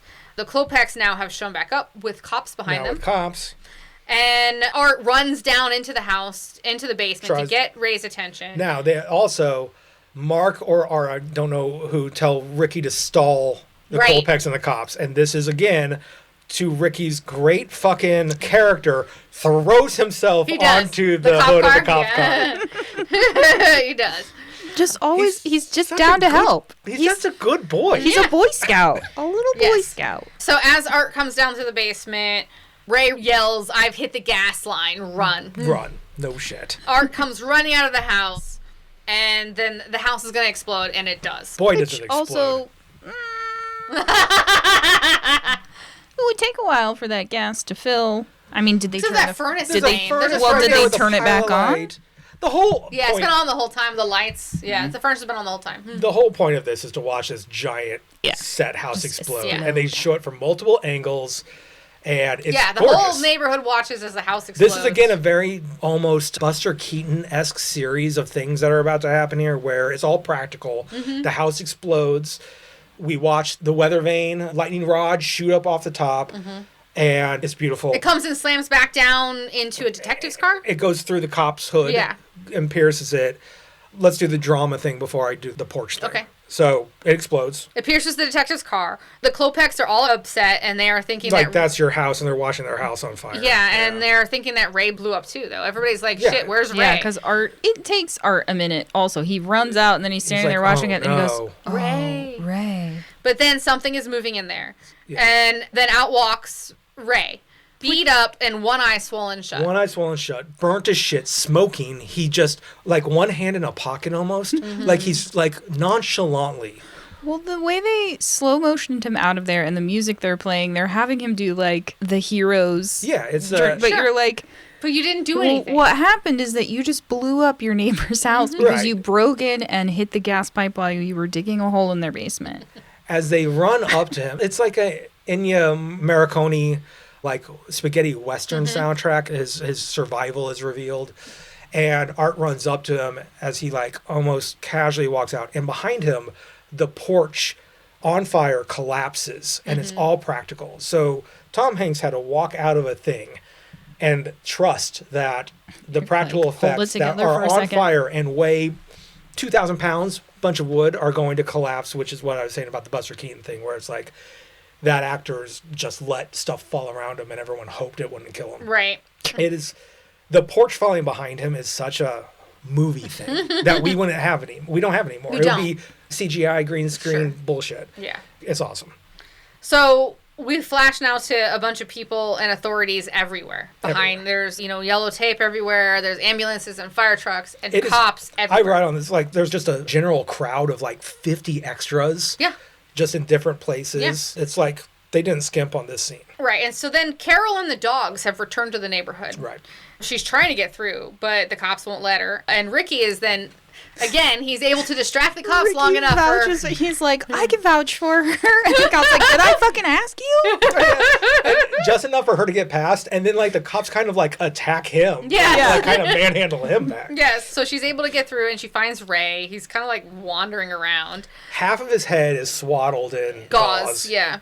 The detective tells Art that Walter was in the hospital because he was having heart palpitations, and his daughter took him to the hospital. Yeah. The Klopeks were picking up his mail, and that the wig got mixed up by accident by the doctor. What you would normally kind of think right off the fucking bat. Right. And then Art's like, he's not a real doctor, but the detective's like, yes, he is. He's a very respected pathologist. You could literally just look him up. Yeah. I mean, obviously not then. There were ways back then. Yeah. Go to your local library. Yes. And then another detective is then now reading off all of the crimes that Ray has committed. I love this scene because he's just like, Ray is just sitting there on a gurney next to Carol. And Carol apparently has come back with her haircut. Yeah. And so Ray is such in a daze that he's just like, you got your hair cut. I like your really hair. Nice. I really like your hair. And then the detective's just like, breaking and entering, vandalism, harassment, arson. And he's just like, I really do like your hair. He's just gone. He's like sort of in a way ready to take the punishment he knows he's going to get. He's like, I fucked this all up. Yeah, this is done. Yeah. And he's like, it's fine. No fighting it. Yeah. So then Art comes by again, and he just won't stop. Yep. And Ray is like, snaps. He snaps. He gets so upset, he starts attacking Art. And this is my favorite part. The reason for the season. It's this scene. Yeah. It's not them, it's us speech. Yeah. So he tells Art he's a shell of a man because of Art. And that the neighborhood didn't do anything to them, the Klopeks. So what? They're different. Do you live next door to people who break into your house and burn it down when you're gone for the day? Yeah. Remember what you were saying about people in the burbs? Are people who mow their lawn the 800th time. Do you want me to do the speech? Yes. I mean, I don't know if I'm going to get my notes, but it's right there. Oh, Jesus Christ. Okay, this will be a fun experiment. I'm going to do your notes verbatim. Oh. No, verbatim. Maybe with a little sauce on it. In the vibe of what Tom Hanks is doing. In the vibe of Crash Out. I'm a shell of a man because of you. The neighbors didn't do anything to us. So what if they're different? Do you live next door to people who break into their house and burn it down when they're gone? Remember what you were saying about people in the burbs, Art? People who mow their lawn for the 800th time and then just snap? That's us. We are the ones vaulting over the fence. We're the one leaving garbage all over the street. We're the ones lighting fires. We're the lunatics, not them. Boy, that sucked. That's better than mine. So Art is like, I don't know what to say, man. Do you want me to move?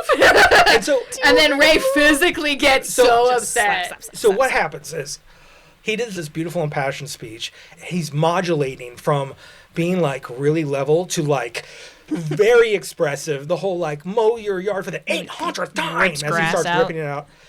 And Art goes, do you want me to move? Ray is 20 feet away from him and just there's a count of 1, 2, 3. And then he just charges out to tackle him.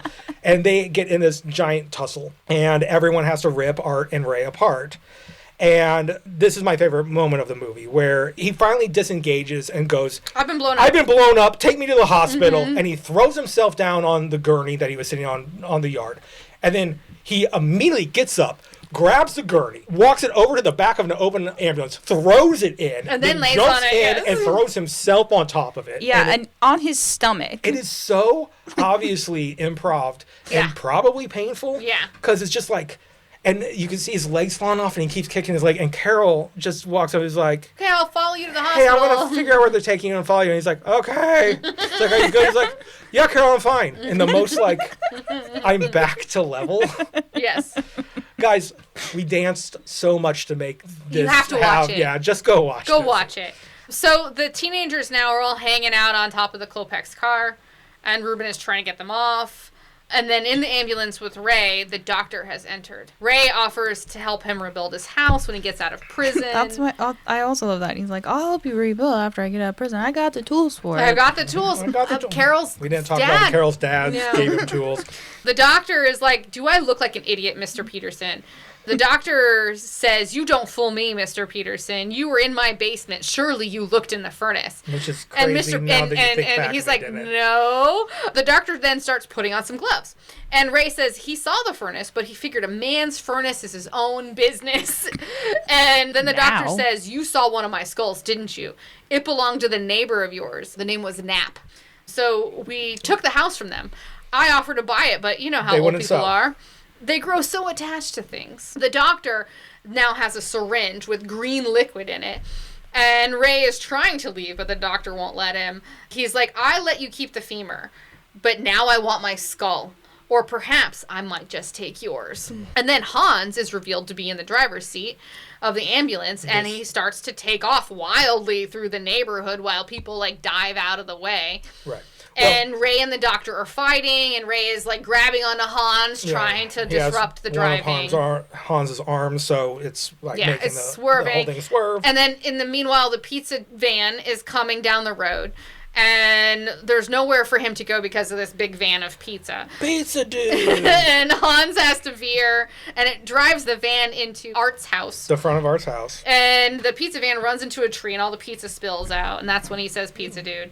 The gurney comes out of the back of the ambulance with the doctor and Ray fighting on top of it. This is an actual beautiful scene, because the camera is mounted on the end of the gurney, facing up towards Ray and the doctor, and it swerves through the neighborhood with this crowd of people around. So all these like 20 extras and whatever have to like navigate probably a grip or whatever on the end of this gurney running backwards. It's a fun the gurney's probably on a track that they removed in post. No, because in post in 1989, a track and sorry, it was a dude holding on to it and running backwards. Sorry, you're right. That's why this stuff is beautiful, because it takes more craft and practice.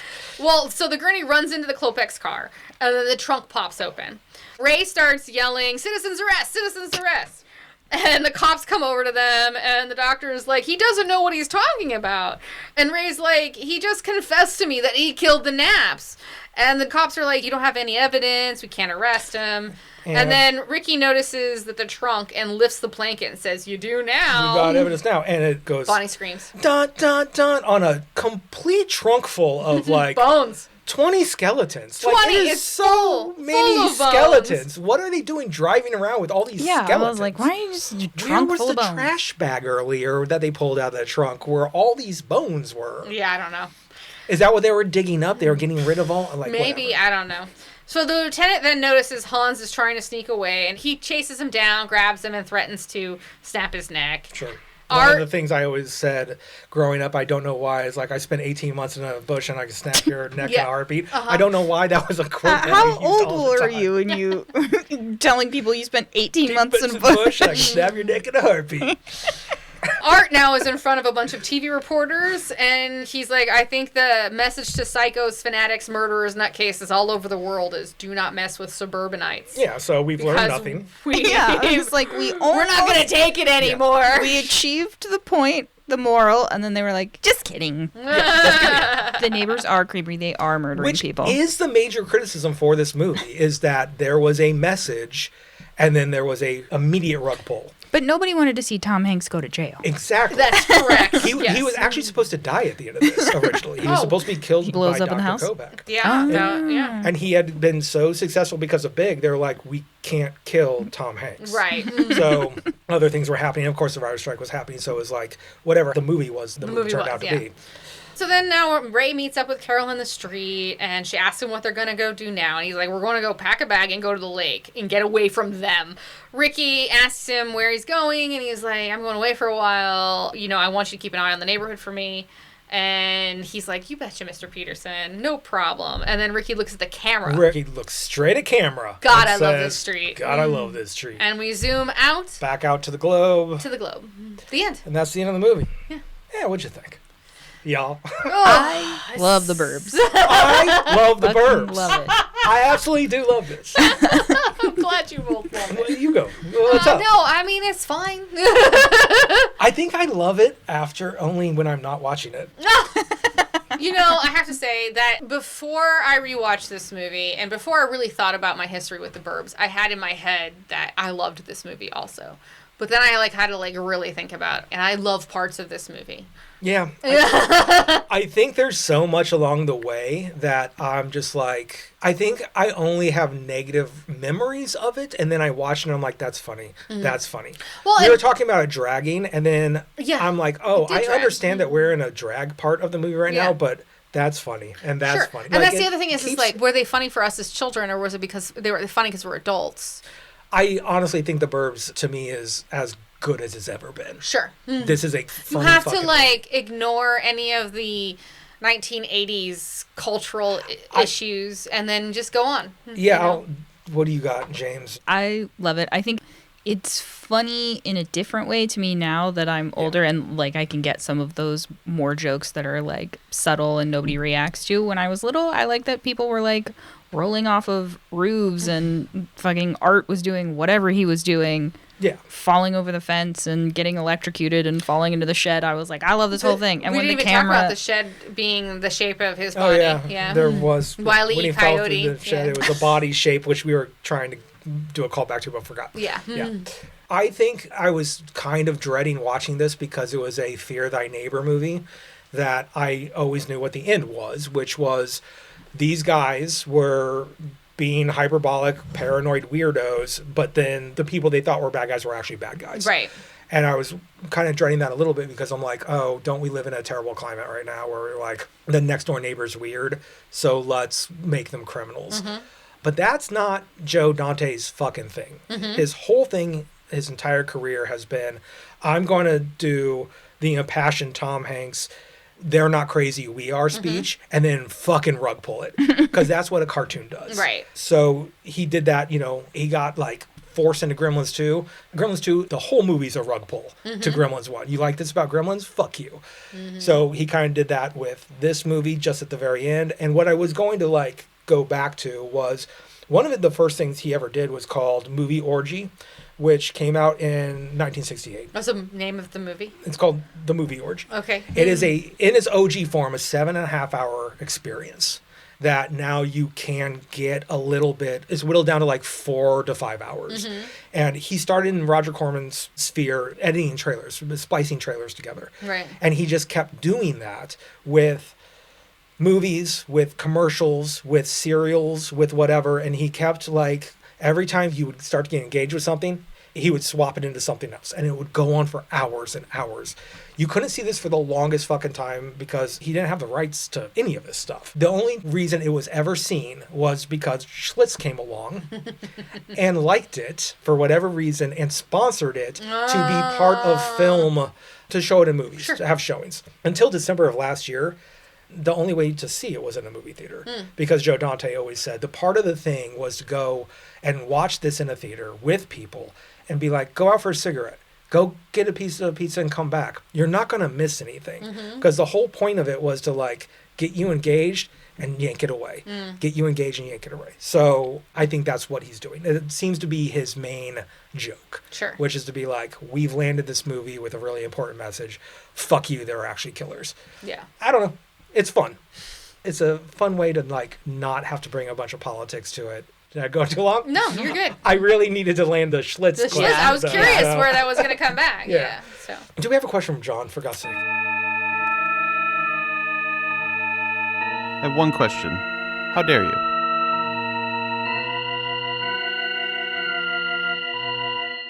What? Well, tell you, John. So I feel like this question is a choose your own adventure of John's questions and that we can interpret it. My interpretation is that what is like an opinion that you have that you feel like would be the most controversial that would maybe trigger the response of someone being like, how dare you? No? No one needs that. I don't know.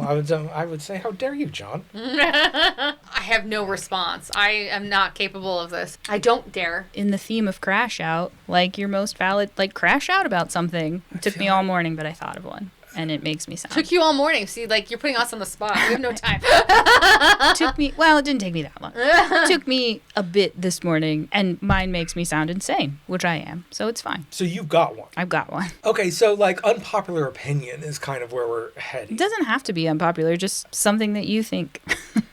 I think I speak pretty openly and put my foot in my mouth with some regularity. And I don't think I'm terribly controversial to anyone who's going to take the time to listen to any of this stuff.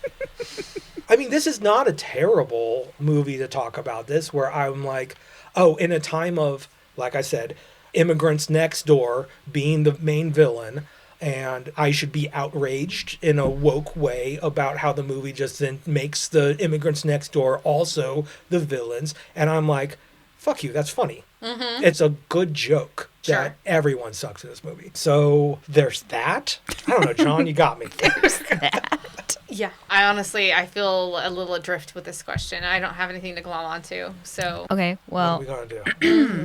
Be our Sherpa up this. So let me preface this by saying that you should not get any financial, legal, or medical advice from this podcast. Okay. Can we talk about vaccines?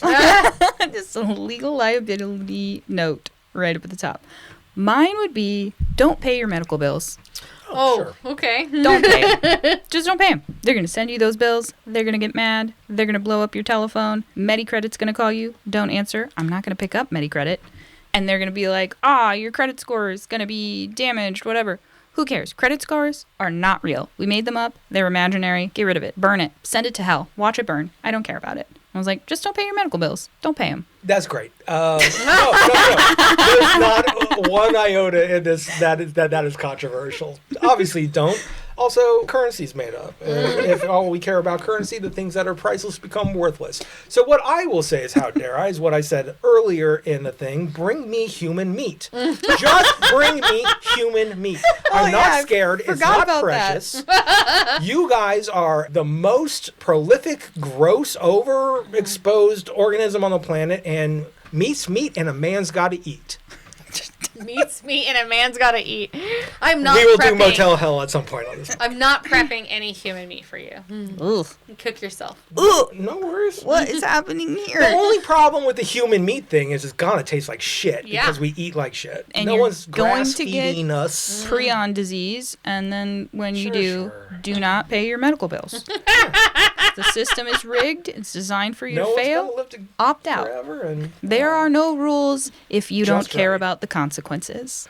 exactly. Yeah. Steakhouse says no rules, just right. Just right. Bring me a human steak.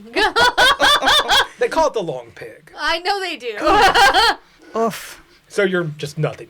I don't have anything. I'm not smart like you guys. Yeah, that's not, It's just my appeal to Corruption. cannibalism cannot be seen as smart. Sorry. I'm not in tuned enough to even figure out how to answer this question. don't have enough evil in you. I don't have enough evil in me. That is a good answer. That's great. So, Jamie, good luck editing this episode. Hey, guys, do you have a question for John? Let us know on Instagram or at creaturepop@gmail.com. You have just been ding-dong ditched by another episode of the Creature Popcast. I want to thank our producer, Jamie. She knows where the bodies are buried at cherrystreetstudios.com or cherry_street_studios on Instagram. Thank you to Kevin MacLeod for our music. Our art is made by Lindsay and myself. You get all of our episodes and our merch and a great deal on holy water by the gallon at creaturepop.com. Until next time, hail Satan, John. Hail Satan!